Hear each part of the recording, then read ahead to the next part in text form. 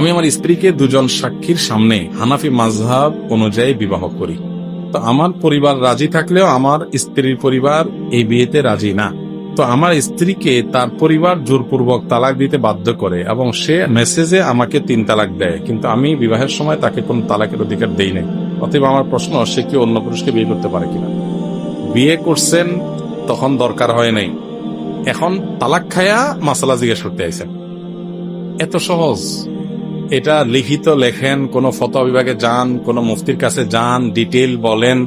মুফতি যদি জাদরেল হয় তাহলে 2-4টা তো চড় থাপ্পড় খান, তারপরে মাসালার উত্তর নেন। বিশেষ করে এই যে প্রশ্নটা যে হানাফি মাযহাব অনুযায়ী বিয়ে করছেন বউরে, এখানে একটা শুভঙ্করের ফাঁকি আছে।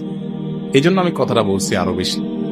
ফাঁকিটা হলো এই, অনেক লোক আছে যে উনি আহলে হাদিস, কিন্তু যখন প্রেম মানে এই 2 নম্বর কাজটা করে তখন উনি বলে যে হানাফি মাযহাব অনুযায়ী বিয়ে করছে। হানাফি মাযহাব অনুযায়ী মানে প্রাপ্তবয়স্ক মেয়ে হলে বাপ্পার অনুমতি ছাড়া বিয়ে জায়েজ আছে। তাহলে মেয়ের বাপ রাজি না, এখন আমি তার বিয়ে করে ফেলছি, লাভ ম্যারেজ করে। এই যে কাজটা করলেন আপনি, এটা করলেন কোনটা অনুযায়ী? হানাফি মাযহাব, যেটা হানাফি মাযহাবের সুবিধা আছে। আবার লোকটা হানাফি মাযহাবের অনুসারী, কিন্তু 3 তালাক দিয়ে বসছে।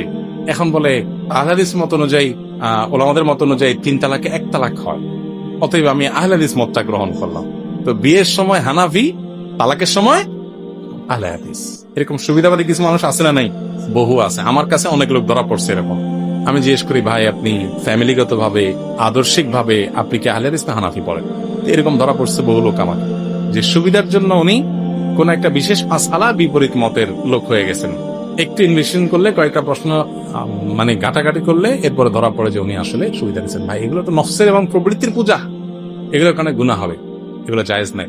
বিয়ে, তালাক বা অন্য যে কোনো মাসআলা হোক, সুবিধাবাদী হয়ে আমি কোন একটা মত গ্রহণ করলাম, কোন একটা পথ অনুসরণ করলাম, এটা তো কোনো ইসলাম না। এটা হলো নিজের নফসের পূজা করলাম সুবিধাবাদীতে। এই ইসলামের কোনো মানে নেই।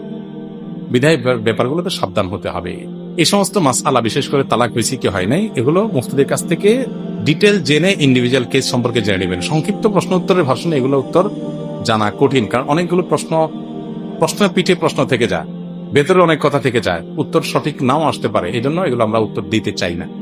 মৌলিক কথা বলে রাখি, মৌলিক নীতিমালা। সেটা কি? স্ত্রীকে স্বামী যদি তালাকের পাওয়ার না দেয়, অর্পিত তালাকের, তাহলে সেক্ষেত্রে স্ত্রী তালাক গ্রহণ করতে পারেন না। কিন্তু কাবিননামা যদি পূরণ করে থাকেন আগদের পরে স্বামী স্ত্রী উভয়, সেখানে 18 নম্বর কলামে পাওয়ার দেওয়া আছে, ওইটা এখানে টিক দিচ্ছেন, সই করছেন, তাহলে তালাকের পাওয়ার দেওয়া হয়ে গেল। এই জন্য অনেক কেন কিন্তু আছে, বিস্তারিত জানতে হয়। ডিটেল কোনো মুফতির সাথে, কোনো আলেমের সাথে বিস্তারিত লিখিতে পারবে আর সরাসরি কথা বলে, তাহলে যায় সঠিক উত্তরটা আসে।